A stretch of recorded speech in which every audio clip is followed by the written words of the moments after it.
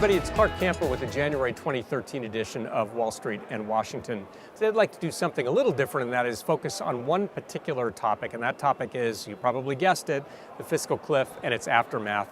Now, I don't want to talk about this topic any more than you probably want to hear about it, but we would be remiss not to look at this episode because it provides us some real powerful takeaways in terms of what we can expect out of Washington in coming months. Now, in talking about the fiscal cliff, I want to touch on three areas. One is I'd like to talk about what's not in the bill, because there's been a lot of coverage about what's in it, but I'd like to talk about what was not in the agreement. Second, I'd like to talk about why we got to this place where political partisanship is so toxic that it prevents bipartisan agreement. And third, then I'd like to go to the question of what we can expect out of Washington in coming months. Now, in terms of what's not in the fiscal cliff agreement, there are three things that I want to highlight. First is debt ceiling. Treasury Department tells us that by late February of 2013, the U.S. will reach the debt ceiling or our credit limit, and we will be unable to pay our bills unless Congress acts prior to that point. Second thing that's not in the fiscal cliff agreement is anything related to the automatic spending cuts known as sequestration, other than merely to postpone the time at which those cuts come into place from early January to early March of 2013. The third thing that was not in the fiscal cliff agreement is anything that addresses ongoing federal spending. Currently, under current law, the federal government runs out of money after March 27. In other words, we will have a government shutdown after March 27 if Congress doesn't act to continue spending beyond that point. So those three items are all coming back. As some people have said, the fiscal cliff is halftime. We have yet to play the second half of the game. I personally think fiscal cliff is more like maybe the first quarter, and we've got 3 more quarters to go, as you could see by my listing of items. I do want to mention there's a more macro issue that was not addressed and is also hanging out there, and that's much more comprehensive tax reform, and I'll return to that in a moment. But let's take a moment before we look at what we can expect in coming months to say, how did we get here? Why are we at this place where partisanship is so toxic that compromise is more than just a dirty word? It seems unachievable for all practical purposes.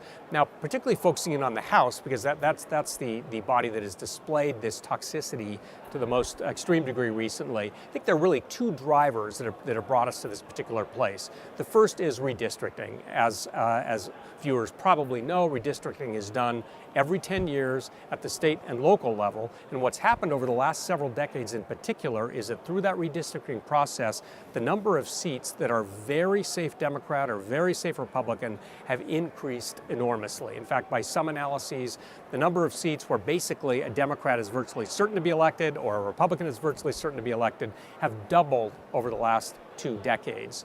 What that also brings us to is other analyses have said that those kinds of safe Democrat, safe Republican seats together would account for more than half the seats in the House. In other words, more than half of the 435 seats are ultra-safe party seats. As you can imagine, if you're a member in one of those seats, all the incentives are to play to your constituent base, to play to your party base. In fact, the incentives are not to step out of line and vote for compromise, because you actually may be penalized, if not by your constituents, but by your party apparatuses. But so that's one very powerful factor that has brought us to where we are. Second piece, though, that I think that is underlooked is something that was very, very helpful in past years to create bipartisan compromise, and that is earmarks. Over the last few years, both the House and the Senate have prohibited the use of earmarks, and those are the specific directions that the federal government is to spend a certain amount of money on a particular project. So, for instance, a member may want a dam or a highway project or a nonprofit organization funded in their particular district. In the past, the leadership in either the House and the Senate could go to that member and say, look, I know you don't want to be with me on this compromise measure, but will you do it if I give you funding for your federal dam? And the way that it used to work was that members oftentimes would acquiesce and would go for the bipartisan measure without that incentive, without earmarks permitted anymore. Again, we have a situation where leadership oftentimes has very few tools to try to get those very strong Democrat or Republican member seats to vote for compromise. So with that as a background to where we are, let's look at what we can expect in the next couple months. As I mentioned already, there are 3 particular items that are coming up shortly, and I think that what we can expect is some version of the fiscal cliff in each of those cases. In other words, with regard to the debt ceiling, with regard to sequestration, with regard to federal spending. At the end of the day, Congress is going to come to an agreement on it, but it's going to be ugly. The drama will be great. The media will hype up the drama. The markets will obviously see that and do what they do. But the bottom line is, I think we should expect that what you saw is just a prelude to what you're going to continue to see. Again, I personally think at the end of the day, Congress comes to agreement on those matters, but as I say, it's going to be ugly. Now, I feel differently with regard to the more macro tax reform that I mentioned earlier. I think that requires such a level of much more extreme bipartisanship, shall we say, that I am not optimistic that Congress will be able to come to some kind of meaningful tax or entitlement reform going forward.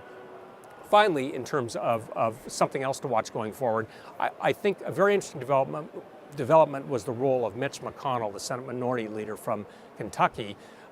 Many people believe without McConnell's involvement, we would have had no fiscal cliff agreement. That, in other words, the House was unable to actually move forward and come to compromise, and that again, McConnell jumping in and being able to negotiate with the administration and Senate Democrats and bring the vast majority of his caucus with him was what made the deal happen. I think that we'll see more of the same going forward. Any deal on any of the topics that I've mentioned is not going to happen without at least the acquiescence, if not the full support, of Senator McConnell.